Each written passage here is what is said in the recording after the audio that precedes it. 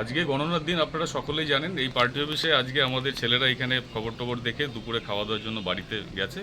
একটু আগে আমরা খবর পেলাম যে তৃণমূলের কিছু দুষ্কৃতী এসে পার্টি অফিসে ভাঙচুর টাংচুর চালাচ্ছে। আমি সঙ্গে সঙ্গে আইসি সাহেবকে জানাই, আইসি সাহেব সঙ্গে সঙ্গে স্টেপ নিয়েছেন এবং ওনারা এসছেন।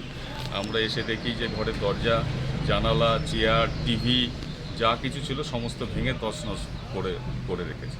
কে ভাঙলো একটু কিছু বলতে পারবেন? এটা এই মুহূর্তে আমি নাম জানি না, আমি একটু খবর নিয়ে দেখছি। আমাদের পার্টি অফিসের উল্টো দিকে একটা সিসিটিভি আছে, ওইখান থেকে আমি ছবি নিয়ে তারপরে আমি আপনাকে বলতে পারবো। এই পার্টি অফিসটার নাম কি? Nasratpur BJP party office. আপনি কি পদে আছেন? আমি এখন বর্ধমান পূর্ব তথা সাংগঠনিক কাটোয়া জেলার সম্পাদকের দায়িত্ব। আপনার নাম? বিপ্লব বসাক। কোন থানা এটা? এটা নাদনঘাট থানা। থানার অফিসার এসেছিলেন? হ্যাঁ। কি বলে গেলেন? থানার বড়বাবু নিজেই এসেছিলেন, বললেন যে আপনি কমপ্লেন দিন, আমরা অ্যাকশন নেব এবং এখানে পুলিশ পিকেট থাকবে। কি আপনাদের ক্ষয়ক্ষতি করে গেল? এখানে একটা টিভি ছিল, টিভিটা ভেঙেছে।